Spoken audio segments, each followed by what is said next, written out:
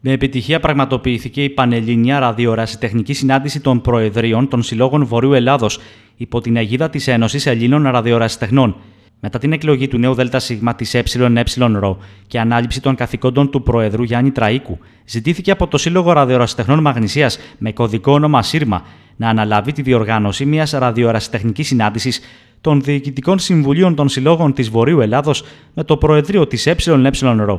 Η συνάντηση πραγματοποιήθηκε την Κυριακή στο Αμφιθέατρο του Τμήματος Χωροταξίας του Πανεπιστημίου Θεσσαλίας στο Βόλο, με τη συμμετοχή των εκπροσώπων 9 συλλόγων της Βορείου Ελλάδος και κύριο θέμα τη δημιουργία ενός πολυπόθητου διάβλου μόνιμης επικοινωνίας της ΕΕ και των Περιφερειακών Ραδιορασιτεχνικών Συλλόγων της Ελλάδος για την επίλυση πολλών προβλημάτων που ταλανίζουν τον χώρο του ραδιορασιτεχνισμού. Καλημέρα σας. Ευχαριστώ πολύ για την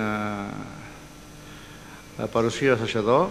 Ευχαριστούμε βέβαια και τον Σύλλογο του Βόλου που προθυμοποιήθηκε να βρει τον χώρο αυτόν και βέβαια για τον χώρο είναι πάρα πολύ ωραίος και να μας δεχτεί από όλη την Ελλάδα, τη Βόρεια Ελλάδα, πάση περιπτώσει, πάνω από την Αθήνα.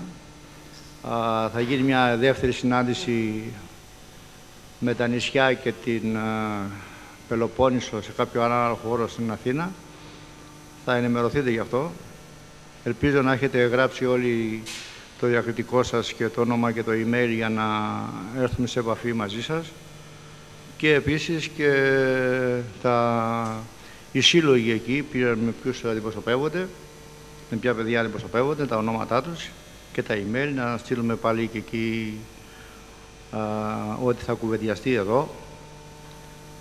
Και περνάω το μικρόφωνο στον πρόεδρο εδώ του Συλλόγου του Βόλου να πει και αυτός εδώ το καλωσόρισμα. Θα ήθελα με τη σειρά μου να σας καλωσορίσω που ήρθατε από τόσο μακριά και σας ευχαριστώ ιδιαίτερα εγώ και το ΔΣ για την τιμή που μας κάνατε να ορίσετε το Βόλο το κέντρο συνάντησης κατά εξοχήν όλων των συλλόγων της χώρας μας.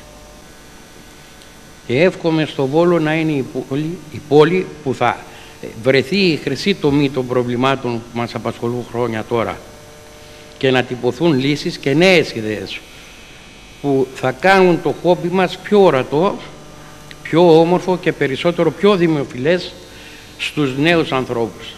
Χαιρετίζουμε αυτή την πρωτοβουλία της ΕΕ. Είναι κάτι που δεν το είχαμε ξανασυναντήσει.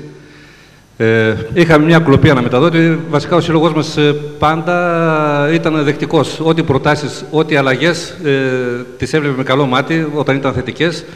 Ήμασταν πάντα μπροστά, πάντα βοηθούσαμε. Ο Σύλλογος της Καρδίτσας έχει και αυτός 50 ενεργά μέλη, περίπου όπως είπατε όλοι. Και εγγεγραμμένα μέλη μπορεί να είναι 200, ας πούμε. Αλλά επιτοπλίστων ο Σύλλογος, όπως κατάλαβα, όλοι γύρω στα 50 άτομα, 40-50 εκεί πέρα, ενεργά μέλη. Προσπαθούμε και εμείς με κάποιους αναμεταδότες που έχουμε εκεί να τους συντηρήσουμε. Δυστυχώς οι επαναλήπτες αυτοί δεν έχουν ρεύμα, είναι σε πάρα πολύ μεγάλο υψόμετρο και τους συντηρούμε με μπαταρίες και ηλιακά και ίσως είναι μάλλον οι μοναδικοί στην Ελλάδα.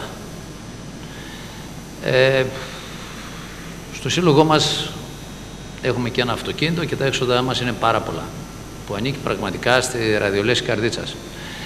Να χαιρετήσω την πρωτοβουλία της ΕΕ, να βρεθούμε, να γνωριστούμε.